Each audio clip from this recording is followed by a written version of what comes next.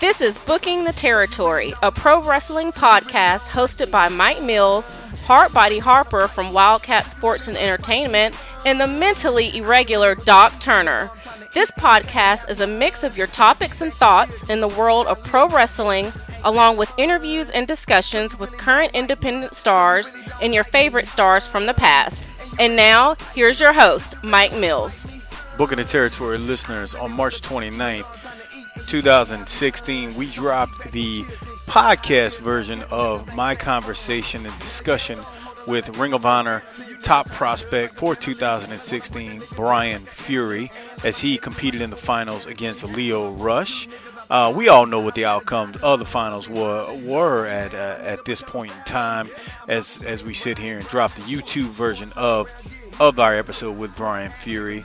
What we did here is, if you're a new fan of ours, we have the weekly podcast, Booking the Territory Pro Wrestling Podcast, that drops on iTunes, Podbean, and Stitcher, to name a few, or wherever else you get your pro wrestling podcast from. What we then do is we'll drop the YouTube version of the episode. The YouTube version generally going forward will not contain the week in review where we discuss WWE, ROH, and TNA. So what you're about to hear is the interview with myself and Brian Fury that was done on Booking the Territory's Pro Wrestling Podcast on March 29th. Enjoy it. And if you enjoy this episode, there was also another episode we did with Brian Fury prior to the 2016 Ring of Honor Top Prospect Tournament.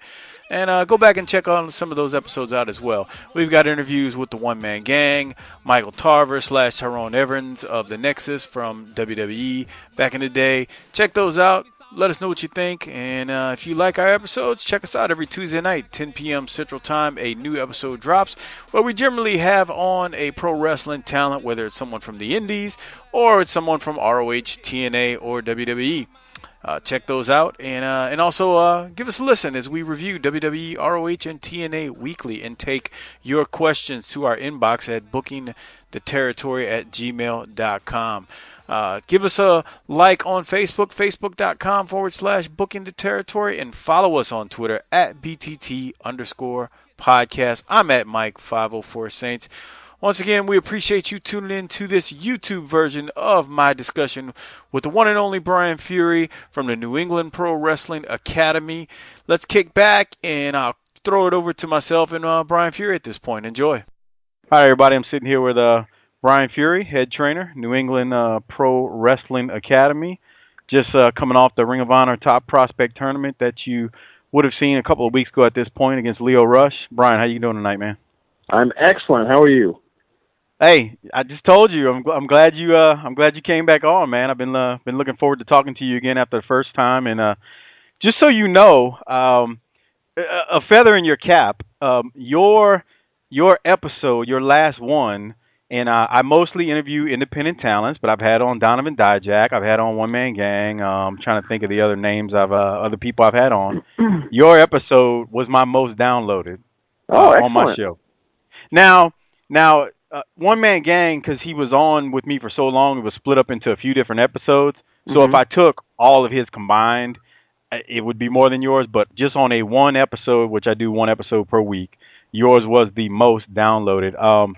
Matter of fact, when you shared the episode, when I put it out there, the first one that we did, that night, the download skyrocketed. I was like, I checked it like the next morning. I always do, like the day after I load it, and I was like, holy crap, man, he's pretty popular up there in the Northeast, man. His downloads are spiking. So that makes me happy. Hopefully, we can man. that with this one.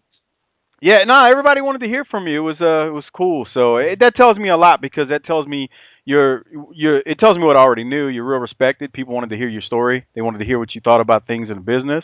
They wanted to hear about the tournament that was coming up and all that good stuff. So it was cool. Hey, I wanted to pick back up where we left off right when I was letting you go the last time we talked, and that was related to I wanted to get into some non-wrestling stuff. So before we talk about the tournament, we were about to get some major heat with people, I guess I'll say. I was going to ask you, and you started to say who your favorite NFL team was. So let's talk some football. Let's talk some football and piss off America and people around the world that listen to this. obviously, I am a big fan of the New England Patriots. Tom Brady, TB12, the greatest quarterback of all time.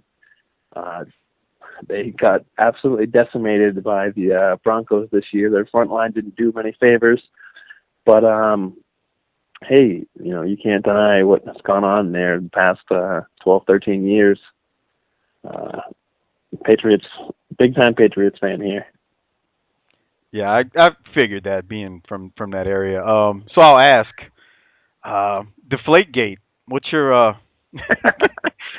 give me your honest assessment. If you want to tell Roger Goodell to go kiss your ass, please by all means do so.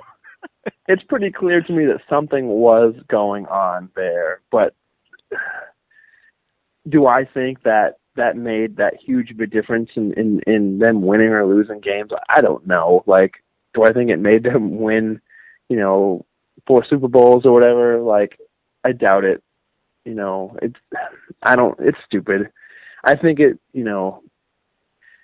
became a really, really, really big deal because the Patriots have a known history of being questionable or shady or kind of pushing the line of cheating, or maybe the little team that's got caught doing what other teams do. I don't know. But because of their reputation around the league, that got blown up into a very big deal. That is still going on. The appeal process just started and all that other stuff. So I get to listen to that on Sports Talk Radio all off season now too. So yay for me. Yeah, I thought it was dead, and then I saw something on Twitter this week, and I'm like, you gotta be kidding me. They're not going through this again, are they? This is. Can we let this go at this point? God, I mean, do we really have to waste any more time on this issue? I think you said it. The track record with what was it? The video when they were videotaping the practices and stuff. There's a track record of stuff, so I think that probably brought more to it. I'll be honest with you. You know what made me more mad about it than anything was that your coach was able to say he didn't have anything to do with it, and Roger Goodell said, well, that's fine. But when my coach with Bountygate got hammered, Commissioner Goodell told, right? Yeah, Commissioner Goodell said ignorance is not an excuse. I was like, man, what kind of crap is this? Sean got a whole year.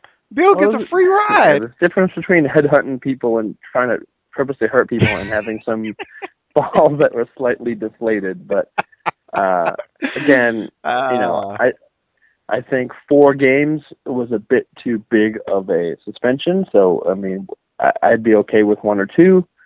But I don't know. Going forward, we'll see. They spent a whole lot of time talking about the pressure of air on the balls. That's all I can say. That's yeah, and up here, like so many of the Homer fans are trying to, all of a sudden they're scientists and talking about the cold weather naturally does this or that. Like, I'm just like, just accept it, man. Accept it and move on. So you do think that there was something being done? Would you? Sounds like I think there was something being done, but again, like, did it give them a huge competitive advantage? I don't know. It's just how he likes his friggin' footballs. Whatever. That's how he likes his balls. Okay. Yeah. No. I agree. He obviously wanted them a certain pressure, for field purposes, and probably easier to throw. But that's still, I will say this, and I'm not a Brady fan, in the least bit. I just not. It's not like he's a rival of my teams or anything, but I will say this: that second half, when supposedly the balls were inflated properly against the Colts that year, they sure beat them down pretty good in that second half. So they certainly did. Whatever it is. But that was a painful game to watch in the playoffs. I watched that game this year, man. I feel for you on that one. I've been there, and when nothing goes your way on a given Sunday, it's not fun to watch. And Denver's defense just good God, they just beat them down. It was crazy.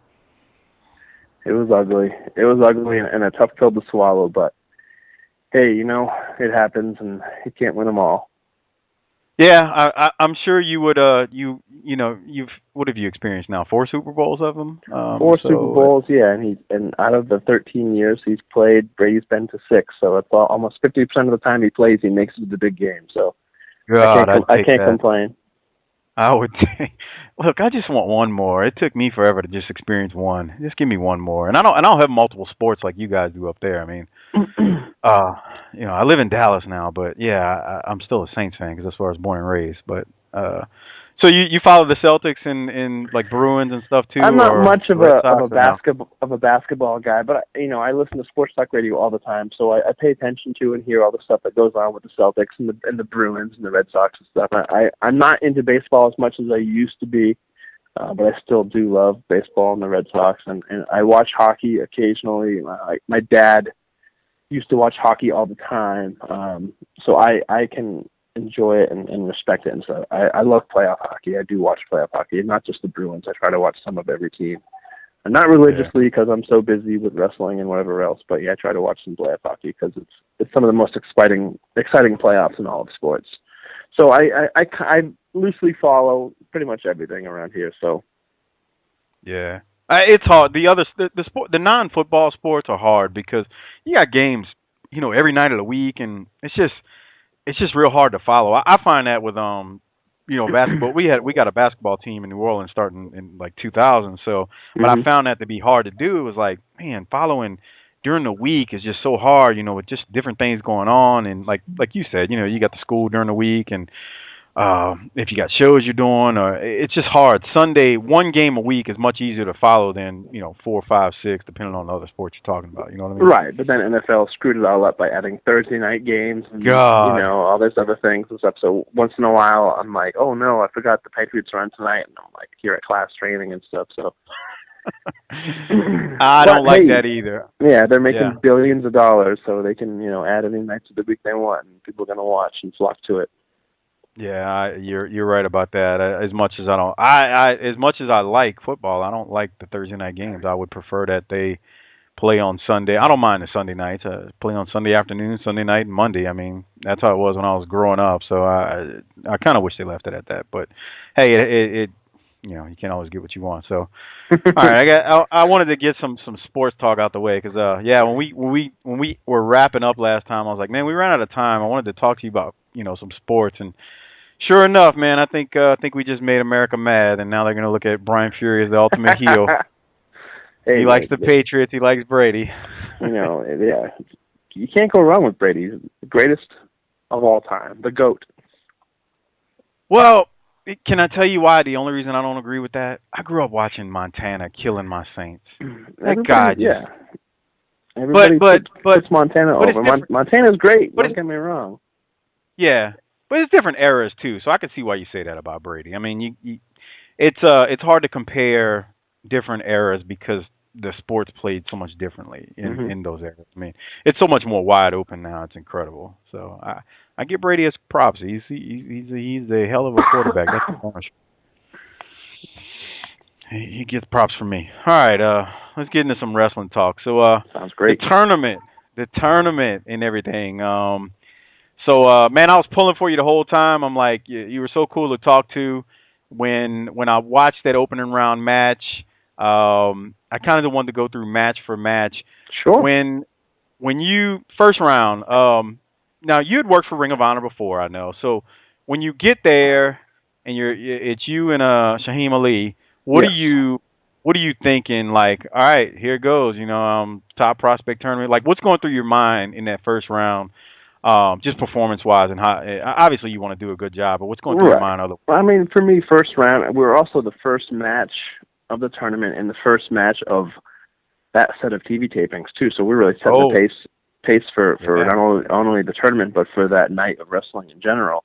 And the role they put me in, I'm playing the veteran heel, so it's just a matter of make sure we both put our best foot forward. We both could show a lot of things that we're capable of and we can do, and put on a very solid 8-minute match where we can both look good and credible. And I made sure Ali do a little bit more than me because I was going to be one going on and had more time to show things.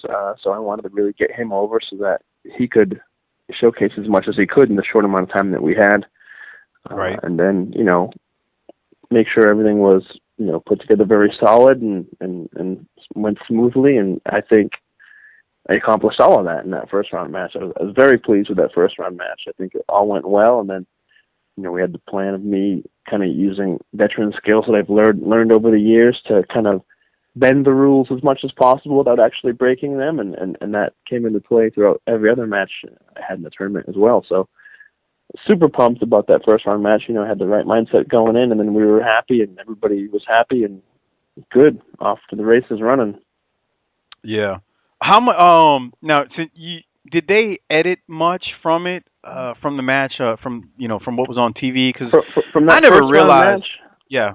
They edited nothing from the first round match or from the finals. Second round match, they edited. They cleaned up a couple different things. Yeah. Okay. I only asked that because I remember when I was talking to Donovan Dijak on the show, he was talking about that match he had with Moose that one weekend, and I was just raving. I was like, man, to see two big guys and y'all getting there and going at it. He goes, well, they did edit some of it. We weren't just moving that fast pace as two big guys the whole time. I was like, I knew they edited, but it really brought it to my mind going, sometimes you can tell from the cuts when they come back. Mm-hmm. Obviously, you're not in the same spot. So that's the only reason why I asked that. Now, first round, I'll ask you about the Taz thing now. And I agree with you, Brian. I agree. The Taz thing. Yes, the Taz thing. And tell people what the Taz thing is that may not know what the Taz thing is. I certainly will. And here's what I did, because I knew I was going to talk to you tonight. I actually went back and listened to that, not the whole episode, but the segment where he talked about you in that match, to make sure that I was quoting it fine. And I also, through a miracle, because I usually delete them off my DVR, I had it on my DVR still, that first round match. So I went back and I listened to the Taz segment. And this is not verbatim, but this is kind of a synopsis of what he said. I took notes, and he says, I never want to disrespect a wrestler. The nuances in between the high spots are what's vital. The big moves aren't as hard, per se, as the transitional spots. He says Brian Fury won the match. Brian Fury does everything right in the ring, but the one thing I noticed was a tiny transitional thing when he shot Ali off and grabbed his hand and wrist to shoot him off. He grabbed his wrist very nonchalant. Why do you have to push him back into the ropes? Short shoot him into the ropes. He looked good, but it's the little things that irk me. Good match though. Now he did a couple of times say, I don't want to disrespect you, and he's like, no, Brian Fury's a veteran. He's really, really good, and I like the guy. I like the kid. I don't know him. Not kid. He said, I like the guy. I like the guy a lot. I don't know him. So here was the thing. I actually don't listen to Taz's show. I saw your tweet that day, and when he responded to it, I was like, let me go back and listen to that, because when I watched the match the first time, I didn't see anything that he was referencing. Now, I was watching the match, and I was probably a little bit more biased because I hadn't met you at that point, obviously, over the podcast, and not met the guy you were working with. I'm like, I didn't see anything wrong. So I went back and watched it, today, and I was like, I still didn't see the spot he's talking about. Now, maybe, it's just my untrained. And I worked the Indies, so, I was trained by Rod Price, actually a guy that he knows that he worked in ECW with. So I still didn't see what he was referring to. So when you said it was kind of a backhanded compliment, I actually agree with you. I do. It felt like a backhanded compliment because it also felt like, he also was being a little bit critical of something that I didn't see. Now, here's my thing. What I didn't like was you actually said, hey, I'd like a minute of time to maybe discuss it. He's got a show that runs 5 days a week for 2 hours a day. Can he not afford to give you 15 minutes? Sorry, Taz. I like you, but I got to be honest there. Go ahead, Brian. No, I mean, I wasn't even aware that he had a show. Never mind one every single day that runs 2 hours a day. Somebody had alerted me that he was talking about me on the show. Yep. They didn't say whether it was positive or negative or anything. And when I listened to it, it came across as really like snarky and definitely like backhanded, like the couple compliments that he was saying to me about me. He compared nuances and little things in between, like me out-tripping somebody, and then he went to compare it to him almost suplexing somebody and like doing it wrong and almost breaking their neck or something along those lines. And I was just like, he did. And I was like, okay, yeah. those are, first of all, those are two completely different things. Secondly, if you rewatch the match, you saw there were only 2 Irish whips that I did in the whole match, and they were both when the guy was already in the buckle. Right? There was right. Never. Wasn't he in the corner? He was in the corner, right? Yeah. And again, normally I would not ever say anything. I would just let it slide and not care. But it just bugged me so much that I was like, you know what? I'm just gonna say something about it because, why not? Like I have nothing to lose. There's nothing Taz can't blackball me or anything. You know what I mean? Like for me saying my opinion. And I was like, hey, right. My tweet was pretty simple. I was like, hey, interesting critique of my match in the Ring of Honor tournament. I felt like there were backhanded compliments, and I'd like a minute or two to, I'd like to say my side of the story at some point in time. Because he also went on to say, like, Shaheem Ali was the one that shined in the match, and blah, blah, blah, and this and that. Yes. And again, I'm thinking to myself, like, as a heel, babyface should be the one that shines in the match. And you should not want the heel to win. And the heel should do dirty, underhanded tactics and things like that to win. So it sounds like I did my job, and he was watching it more like a fan than he was as a former professional wrestler himself. I digress. I shouldn't have gotten that worked up or even tweeted them or even cared, but I did. And you were right. You were. I'm with you. Again, you were respectful in the manner that you did it. I just wanted. Yeah, I didn't think I was rude or anything the way I did it. I tweeted him, and then he responded once, and then he must have sat on it and thought about it and got angry, and then he responded back again, saying, "Oh, don't worry about it. You'll never have to hear your name on my show again," or something like that. Like all pissed off. And I was like, okay, whatever, and that was over with. And I was surprised at how many different people said something to me about that, because I didn't really think anybody saw those tweets between him and I. It was pretty interesting. But yeah, I mean, whatever. He maybe he wasn't backhanded with those compliments. I don't know. I really don't care. I shouldn't have said anything to begin with, but whatever. It just rubbed me the wrong way, and looked like he wanted to pick on something or say something so he could just sound smart for his people that listen to his show. Like I said, I purposely went back and listened to it. Purposely went back and watched the match again to see what I can catch. And obviously, if Taz would ever hear this, he's gonna go, "Yeah, buddy, you don't know anything." And okay. Because again, hard to argue with someone who's been on worldwide TV, right? So. No, Brian, I thought you were very respectful in your response to him on Twitter. I don't think there was anything negative. I don't think you were, and like you actually, I mean, you were polite. You like, I'd like to have a few minutes to explain my side. I think that was admirable. I think that was polite the way you did it. I don't see anything wrong with that. So I had to ask you about it, just to do my justice, for the show. And I know what people are going to say. Oh, you got Fury on. If you had Taz on, you would. And Taz will never do my show probably, but if you had Fury on, if you had Taz on, you'd be kissing up to Taz. No, I don't think I would. I'd be honest with him. I'd tell him I disagree, and hopefully he'd take it the right way, because I've disagreed with people before in the show. But yeah, I think you were well within your rights and how you felt in responding, and I didn't know about it actually till I saw your tweet or his response. That's what alerted me to it. And the fact that I had just seen it, you were on the show the week before, I'm like, wait, what? I got to go back and check it out. So, no, man, don't, I guess when you feel like somebody calls you out, it's the right thing to do to respond. I mean, it wasn't like you tweeted him and said, hey, you want to meet me in a back alley? I mean, you just asked to voice your side, in which he declined, which I don't know. I mean, he's got, like I said, he does 10 hours of programming a week. You'd figure he'd have enough time to let you respond. So. Yeah, whatever. Whatever. Yeah, I hear you, man. I hear you. Hey, Taz, if you hear this and you're listening and you catch wind of the response, you have an open invite on at least my show to respond. Or why don't you have Brian on if he actually wants to do it and describe his side like he just did here. So, all right, enough of that. Let's get into some good stuff. Second round, your thoughts on that and how the match went and everything. It was with Ortiz, right? Yes, Action Ortiz. Yeah. So Action Ortiz, that's right. when we big got old guy, but he's kind of agile. Yeah, no, he's a big boy.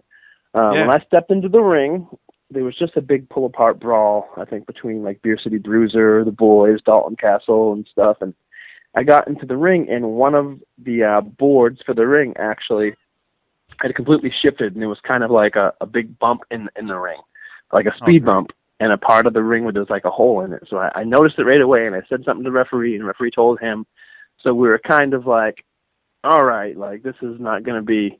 We got to be careful of that type of thing. And I've been in many a ring where I could work around things and stuff. And, we had, it's a TV match, so we kind of have some of it put together for the most part. So it's got to try to adjust things and make sure we're staying away from there. I think at one point in time, Ortiz landed kind of awkwardly on that messed up board, and he was really like, something happened with his back where he ended up kind of like losing his breath and stuff, and he was out of it. But otherwise, I thought that match was pretty solid. What you saw on TV was not what they saw at the live audience. There's a couple of other things that were cut out, edited for time and stuff, just so they can get all those matches onto that. I think it was like a 4-match episode of TV. So when we were thrown in there, a couple of things were edited out. But he got his big dive at the beginning, which is super impressive for a guy his size and stuff. And another veteran move there at the end, something I had seen years ago and thought, okay, I could probably throw this in here. He hits me with that big punch, and I take the bump and accidentally hit him with the low blow that leads into me taking the victory and stuff. So, overall, a solid match, and another opportunity for me to kind of show some of those veteran tactics that I was using throughout the tournament.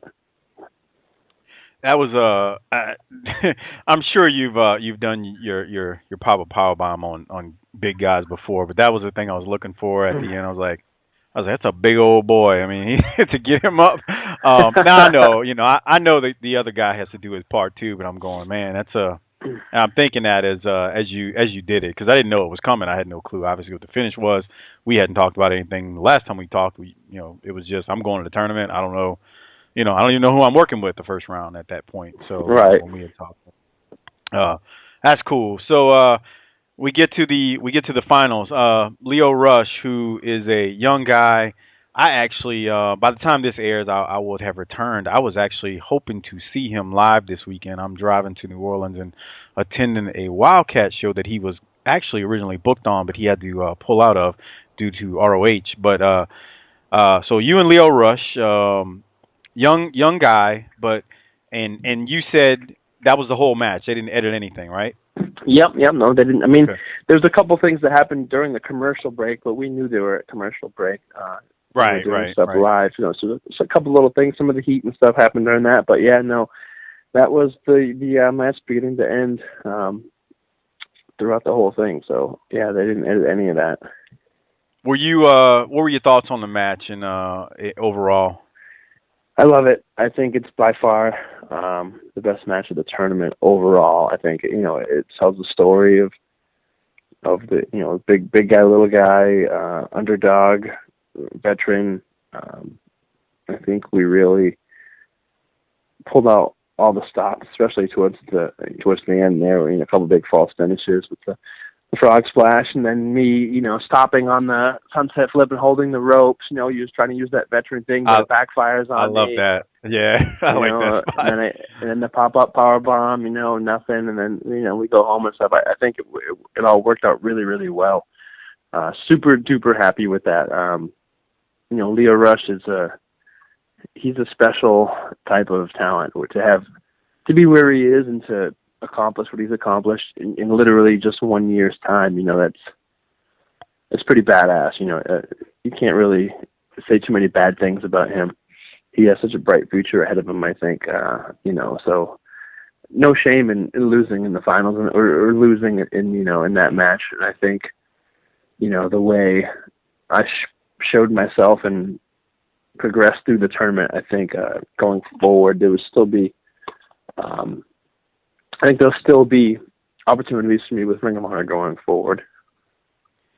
I was actually so I was going to ask you that, and I'll come back to that in a second. So, but with the match, first I wanted to tell you I love the spot where Todd Sinclair kicks your feet off the not your feet, your hand off the ropes, right? As Yeah. you're all getting ready to go home. The reason I do like that so remind me of something from the old days. Like, and I say old days when you and I, were watching wrestling growing up. Yep. It's just something about that spot that I don't know if you really see that nowadays often. So I like that because it was old. Let me tell you, I knew the results, and I know Leo posted it on Twitter weeks ago after you guys had the finals, and that's why I sent you a DM about it. I just didn't want to tweet it out. I was like, who knows? There may be somebody out there who doesn't know, and they don't want to be spoiled. So I'm sitting there, and so I know the results. So when he kicks your foot off, I'm like, okay. When he kicks your hand off, I'm like, okay, that was cool. And then you guys go into the spot where you do the Papa Papa. I'm like, wait, he lost. What spot? I'm sitting there fooled. Like, I'm not fooled. I know he's gonna kick out, but I'm like, it's still convincing that I'm thinking Leo Rush might get pinned here, even though I knew the results. And then you guys hit the finish and it's over. But that whole sequence, that moveset, it was I liked it. It was I liked the way y'all did that and pulled it off. It left and the crowd on TV. I don't know how much they turn up the volume, but the crowd sounded into it. I mean, they sounded really pleased at the very end of it. They were they definitely. It's funny because we're in such a tough spot, not really being known and going into those matches, and so it's for a lot of times it's their first time seeing us and stuff. But they definitely, by the end of that match, they were really buying into it, and we had the opportunity to have our second round matches there too. So we were kind of established. They knew I was the heel. I had beat Action Ortiz, and they knew I was, the jerk veteran, and they knew Ortiz was the underdog, and so it was great that we were able to have that second match there. And by the end of that match, they were really rocking and rolling for those last couple moves there in that sequence. Yeah, you could tell. I mean, when he at the end, and even when he did that spot, God, I was like, this kid's so agile. When he flips over the rope and he lands on you, like, I mean, he just hit he landed it like he was an Olympian. The crowd kind of went nuts for that high spot as well. It was it was overall real good. I enjoy watching it. Still a fan. I love watching ROH because it's 1 hour. And like you just said something that's so telling. Like they don't see you guys weekly, right, on TV. So there's no build for who you guys are, but yet at the end of it, they're chanting ROH and they're really enjoying it. I even think during the match there was some that were chanting Brian Fury, and there was some going Leo Rush. Yeah, during the middle part there, I think we were doing like a little bit of an exchange and stuff. There was definitely a pocket of people that were kind of cheering for me and cheering for him, a little back and forth, which was nice. As someone that wants to be a true heel, it's kind of annoying, but at the same time, as like somebody that's trying to establish himself and get some people to really realize who he is and notice who he is in a bigger company like that, it feels great. Yeah. I can see, because you're thinking the whole time, I just want them to boo me, I want them to hate me, I don't want any cheers whatsoever. But at the same time, it sounds like you can appreciate the fact that they appreciated what you guys were doing, and that's why they were going back and forth with the exchange. Definitely. So you actually started to go into one of the other questions I had. So as I was watching that and knew that you had quote unquote lost in the tournament in the finals, I harkened back to last year. So Dijak won, but Beer City Bruiser was in the tournament, but he ended up staying on with ROH, and Dalton Castle was in last year's tournament too, right? He lost in the first round.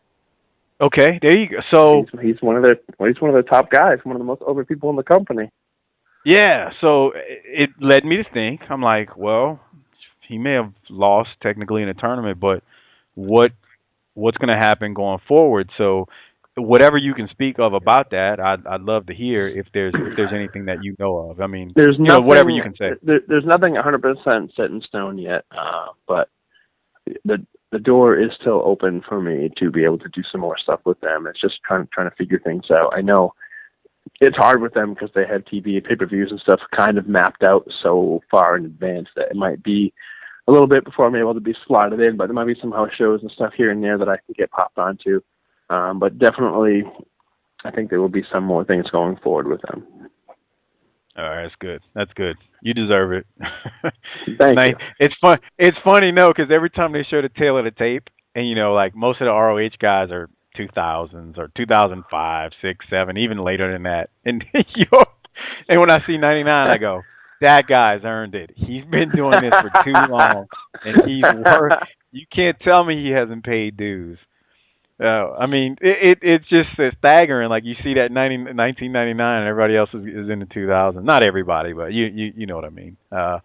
Which I think that's something cool that ROH does. What do you think about how they do that, where they show the tail of the tape?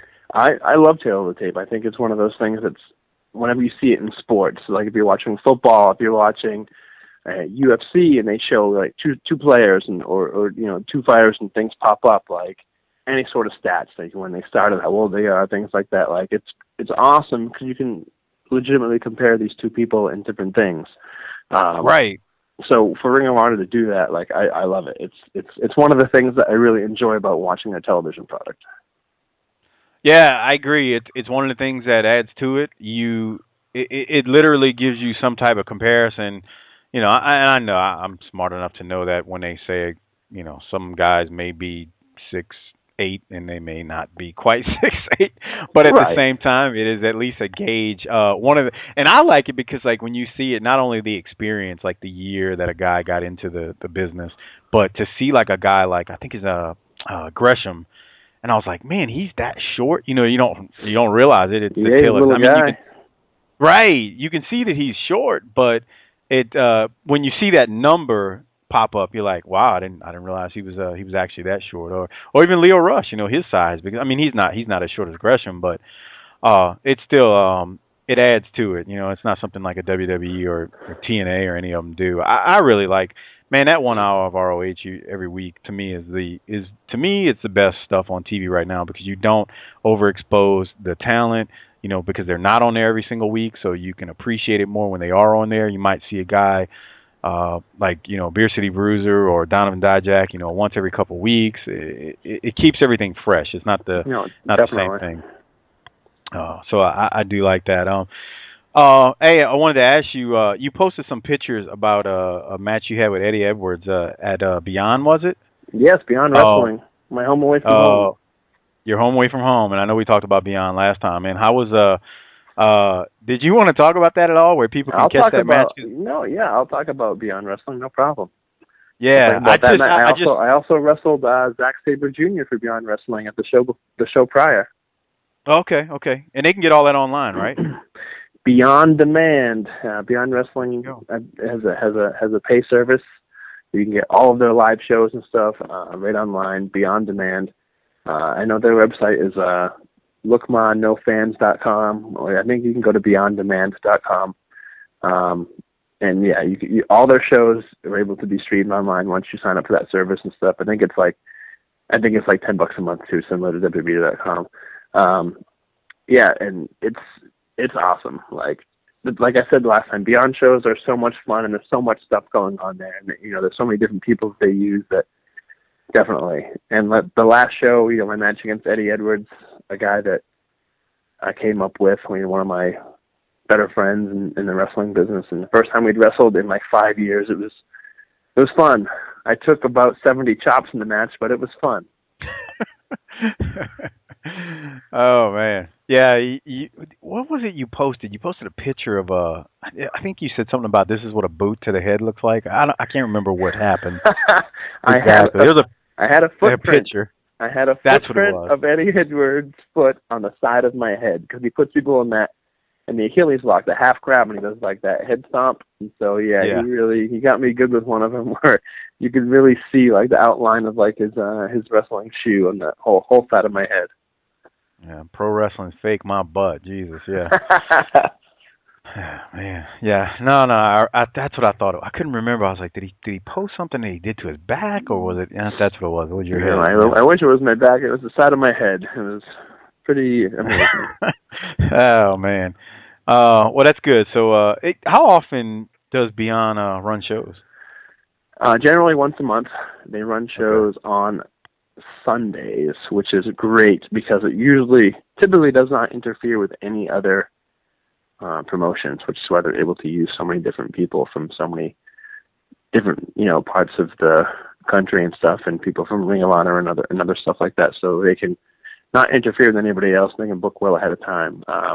Their roster is pretty amazing, from Sami Callihan, Donovan Dijak, Chris Hero, Yeah.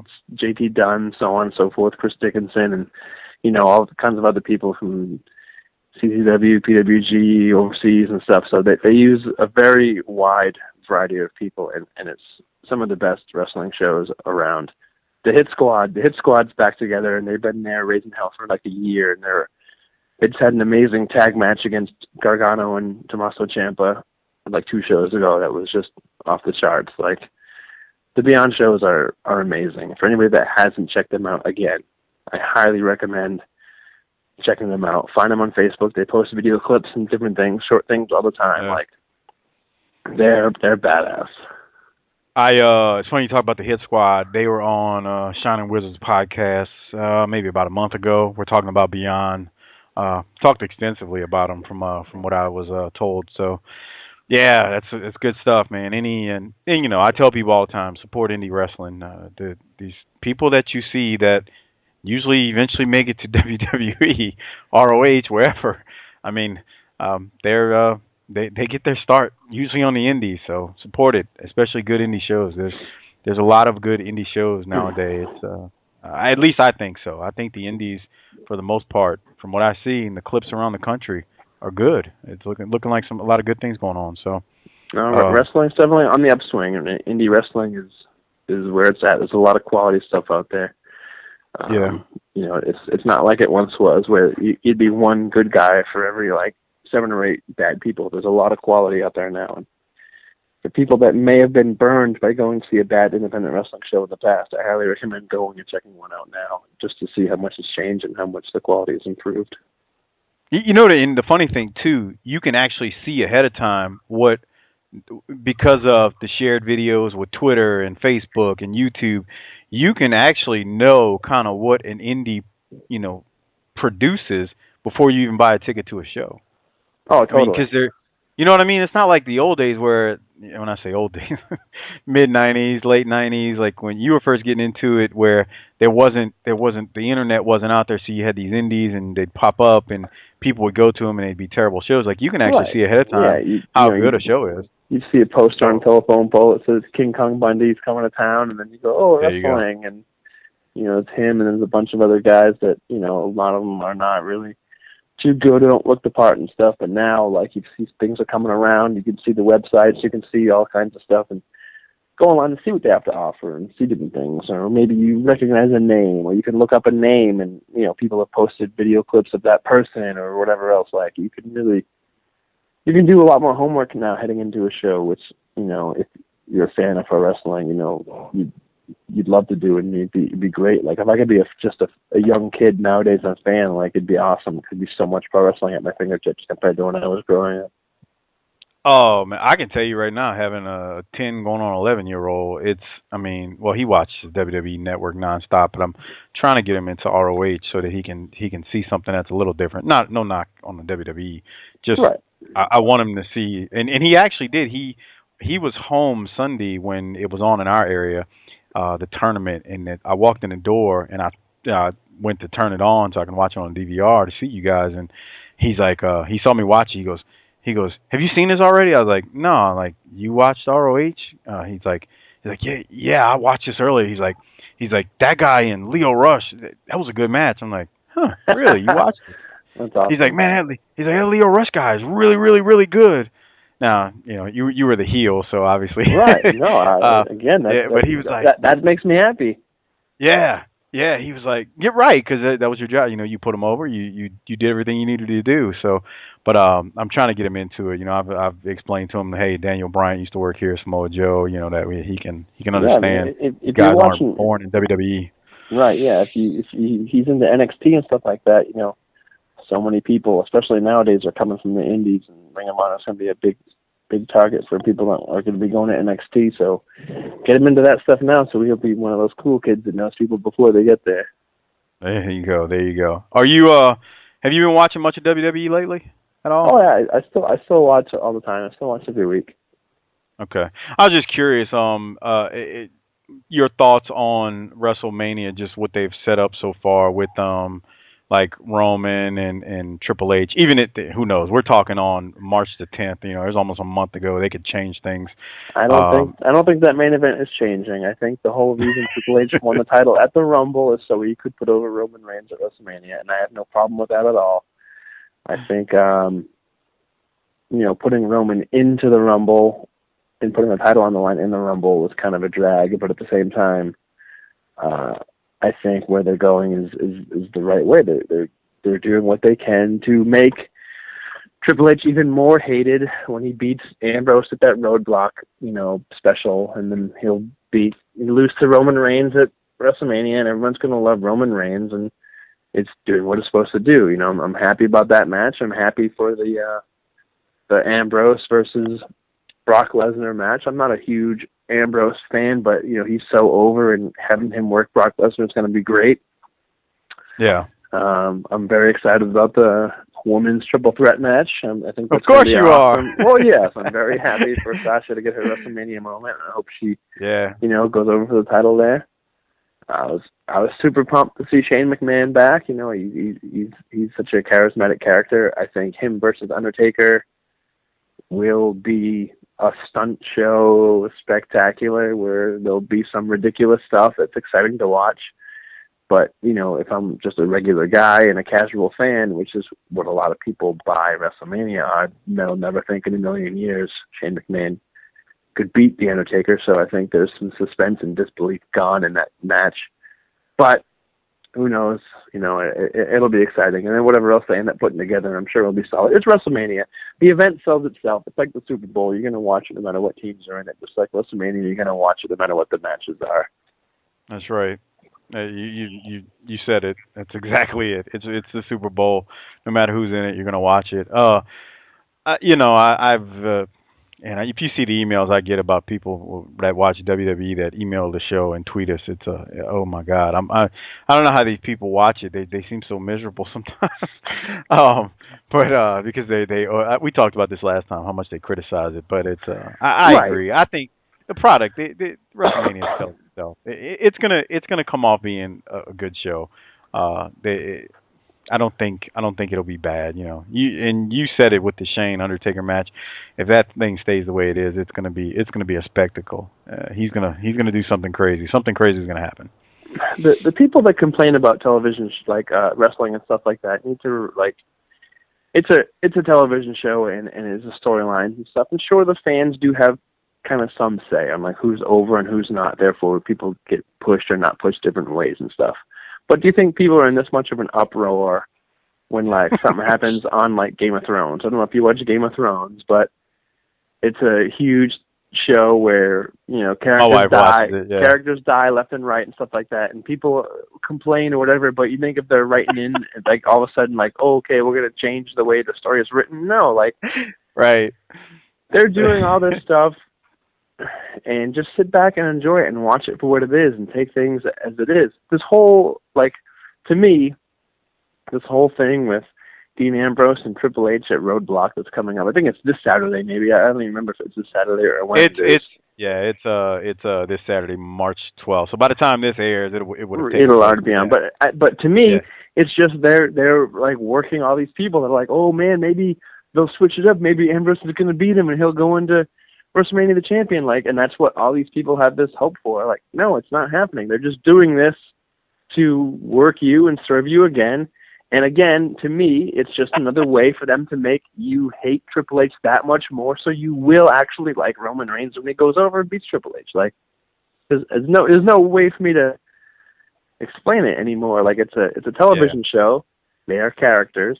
Enjoy it. You don't like the main character? Okay, then don't cheer for that main character. Fine. It's just like any other television show. I didn't like all the people they wanted me to like. It doesn't make me like the show any more or less. If I didn't like the show, I just wouldn't watch it. But these people aren't going to not watch wrestling. They love wrestling. They continue to watch it. They just like to complain to complain. Yeah. Well, the best thing about social media and the worst thing about social media is it gives everybody a voice. Yeah. It's the best and the worst. It's about. I mean, everybody all of a sudden has a voice. So I agree. They call them the internet wrestling community. I'm actually like whenever we talk about it, I'm not as critical about it. Like I'll say if I don't like something, but it doesn't mean I'm going to stop watching it. Like the reason I brought that up is it kills me when these hashtag cancel WWE Network hashtags pop up. I'm like, you're not canceling anything. Shut up. Yeah, especially people that say, "Oh, wrestling was so much better before," so they're going to cancel the network where they can watch all the stuff that was on when they liked it more. No, not happening. Yeah, there you go. Hey, so I agree. The three-way with the women with Sasha, Becky, and Charlotte. Man, my listeners are gonna say, "Oh, just tell Brian Fury." Look, yeah, man, I love Sasha to death, and it has nothing to do with the fact that I'm talking to you. I joke with my wife all the time. She tweeted out last Monday night. She's like, Sasha mustn't have been on TV because I didn't hear you panting. It's just a running joke between she and I. I am the biggest Sasha fan on the planet, and it's because she goes out there and wrestles. And I'm not telling you anything you don't know, obviously, but she goes out there. Actually, all of them do. The like Charlotte and Becky as well. I mean, they are. They need to change the name Divas. I don't know whenever that's going to happen, but that's just my personal opinion. But they go out there and they work their tails off, and it is a joy to watch. And I'm really looking forward to that three-way with those three.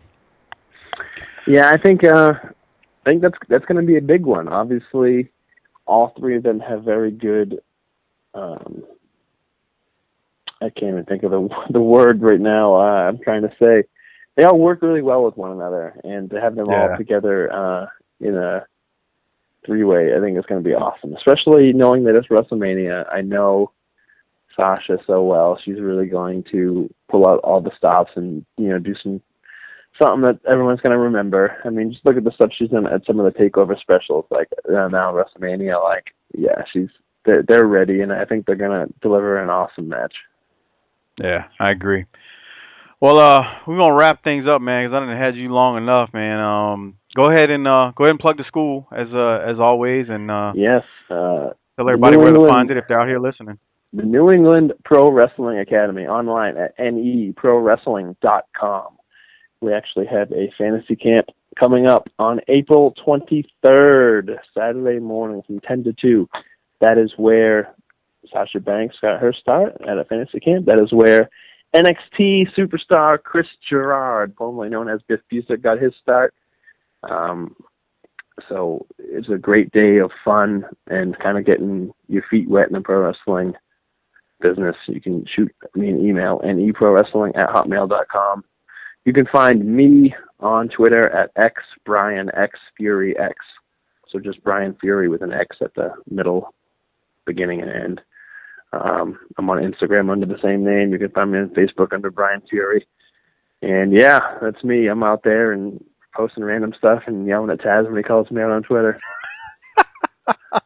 I hope he listens to this. I really do. I mean, he needs to hear your side, man. I don't like that. Like that, just stuff like that makes me mad. Maybe it shouldn't. It just does. Because, again, it's not like he doesn't have a platform, but we already talked about that, so I won't rave too much more. But yeah, everybody, look up Brian on Twitter, XBrianXFury, and look up his school. They have had some big time people come out of that school.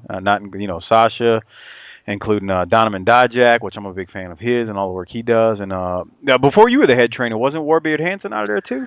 Yeah, it was for a little while. You were there at the time? Yeah, with him. Yeah, myself, Warbeard Hanson, and another guy from the area, and Brian Malone. That's who were the three trainers here. That's and then right. Prior to that was a guy named Mike Hollow, who did a lot of the training and stuff. So cool. Yeah. That's awesome, man. I always see your posts, and yeah, you guys work hard, man. Y'all are in there. You putting those youngsters through the drills, man. It's obvious, man. You're whipping them into shape. I'm thinking to myself, and I'm watching. I was like, I remember those days. I'm glad. I'm 40 now. I'll pass. But now, Brian, thank you again. And hey, man, anytime you want to come on and talk about anything, I am always open to talent because. Come on and talk because they hear me and they hear a couple of my co-hosts all the time. It's always good to get another point of view, especially from someone who's still active in the industry and doing good things. So anytime you want to come on, man. I appreciate that. Thank you very much. So you really don't like me, so you really don't like me, and you really wanna fight me. Do you really wanna fight me, son? I ain't really with the beef, even though I'm trying to eat, and you can't have none. So I kick back and chill, just show you how I live now. Tell me haters ain't that fun. Hell yeah, I'm gon' hold a lot of enemies. To you niggas trying to judge like a panelist. Wanna break a nigga down like an analyst. And like my haters, you my number one candidate. So I vote you niggas off the island. I pray to God cause I don't wanna be violent.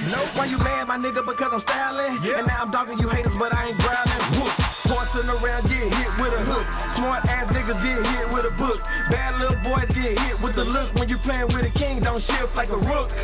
I do what I did cause I can, and stop it because of my family's demand. You hear what I'm saying? So since I did it for the fans, just know that I'll do it again.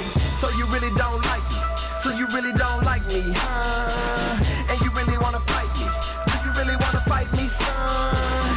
I ain't really with the beef, even though I'm trying to eat and you can't have none. So I kick back and chill, just show you how I live now. Haters tell me ain't that fun.